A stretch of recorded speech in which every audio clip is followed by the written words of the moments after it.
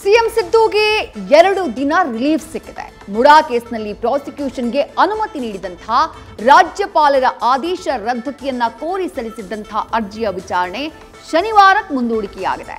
ಸಿದ್ದರಾಮಯ್ಯ ಪರ ವಕೀಲ ಅಭಿಷೇಕ್ ಮನು ಸಿಂಘ್ವಿ ಇಂಟ್ರೆಸ್ಟಿಂಗ್ ಆದಂತಹ ವಾದವನ್ನ ಇವತ್ತು ಕೂಡ ಮಂಡಿಸಿದ್ದಾರೆ.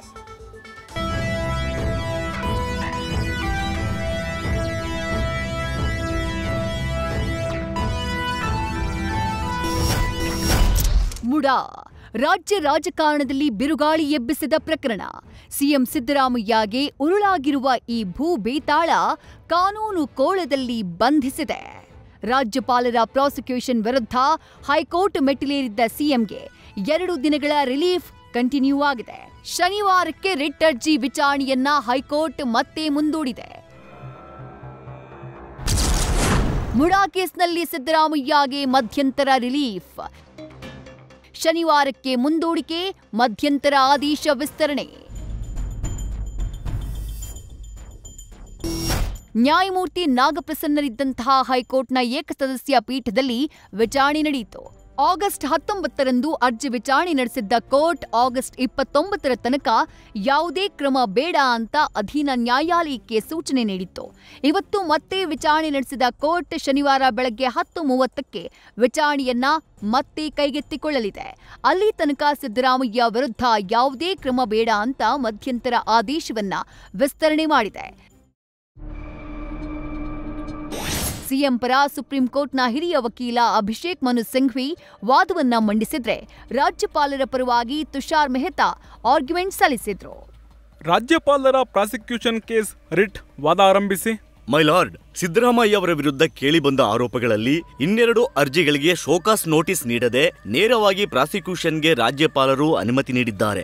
ರಾಜ್ಯಪಾಲರು ಸಚಿವ ಸಂಪುಟ ಸಭೆಯ ಸಲಹೆಯನ್ನೂ ಪಡೆದಿಲ್ಲ. ನೋಡಿ, ಕ್ಯಾಬಿನೆಟ್ ನಿರ್ಧಾರಕ್ಕೆ ರಾಜ್ಯಪಾಲರು ಬದ್ಧರಾಗಬೇಕಿಲ್ಲ. ಇದು ರಾಜ್ಯಪಾಲರ ಸ್ವತಂತ್ರ ನಿರ್ಧಾರ ಅಲ್ವಾ? ಉಳಿದೆಲ್ಲ ಪ್ರಕರಣಗಳಲ್ಲಿ ಕ್ಯಾಬಿನೆಟ್ ಸಲಹೆ ಪರಿಗಣಿಸ್ತಾರೆ.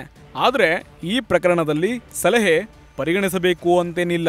ಹಾಗಂತ ಸಂಪುಟ ನಿರ್ಣಯಕ್ಕೆ ಬದ್ಧನಾಗಿಲ್ಲ ಎಂಬ ಏಕೈಕ ಕಾರಣಕ್ಕೆ ತನಿಖೆಗೆ ಅನುಮತಿಸುವ ನಿಲುವು ಸರಿಯಿಲ್ಲ ಅಲ್ವಾ? ಜನರಿಂದ ಆಯ್ಕೆಯಾದ ಸರ್ಕಾರಗಳನ್ನ ರಾಜ್ಯಪಾಲರು ಇಂಥ ಕ್ರಮಗಳಿಂದ ಬದಲಿಸಲು ಆಗುವುದಿಲ್ಲ. ಸರಿ, ಆಯ್ತು, ಕಂಟಿನ್ಯೂ ಮಾಡಿ. ರಾಜ್ಯಪಾಲರ ಪರವಾಗಿ ಆಕ್ಷೇಪಣೆ ಸಲ್ಲಿಕೆಯಾಗಿಲ್ಲ ಮೈಲಾರ್ಡ್. ಅವರ ಆಕ್ಷೇಪಣೆಗೆ ನಾನು ಪ್ರತ್ಯುತ್ತರ ಸಲ್ಲಿಸಬೇಕಿದೆ. ಅರ್ಜಿದಾರರು ಎಲ್ಲಾ ದಾಖಲೆ ಸಲ್ಲಿಸಿದ್ದಾರೆ.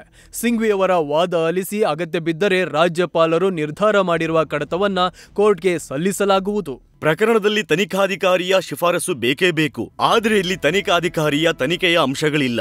ಇಲ್ಲ, ರಾಜ್ಯಪಾಲರ ಆಕ್ಷೇಪಣೆಗೆ ಕಾಯದೆ ನೀವು ವಿಚಾರಣೆ ಮುಂದುವರಿಸಿ. ಇನ್ನೊಂದು ಮುಖ್ಯ ವಿಚಾರ, ಶಶಿಕಲಾ ಜೊಲ್ಲೆ, ನಿರಾಣಿ, ಕುಮಾರಸ್ವಾಮಿ, ಜನಾರ್ದನ ರೆಡ್ಡಿ ವಿರುದ್ಧ ತನಿಖೆ ಮುಗ್ದಿದೆ. ರಾಜ್ಯಪಾಲರ ಪೂರ್ವಾನುಮತಿಗೆ ಒಳಪಟ್ಟು ಆರೋಪ ಪಟ್ಟಿ ಸಲ್ಲಿಸಲಾಗಿದೆ. ಇಂತಹ ಹಲವು ದೂರುಗಳು ಬಾಕಿ ಇವೆ. ಆದ್ರೆ ಸಿಎಂ ವಿಚಾರದಲ್ಲಿ ಅಷ್ಟು ಬೇಗ ನಿರ್ಧಾರ ಯಾಕೆ? ಅದಕ್ಕೆ ನಮ್ಮ ವಾದ, ತರಾತುರಿಯಲ್ಲಿ ತನಿಖೆಗೆ ಅನುಮತಿ ನೀಡಲಾಗಿದೆ ಅನ್ನೋದು. ನೀವು ಭ್ರಷ್ಟಾಚಾರ ನಿಯಂತ್ರಣ ಕಾಯ್ದೆ ಪ್ರಸ್ತಾಪಿಸ್ತಾ ಇದ್ದೀರಿ.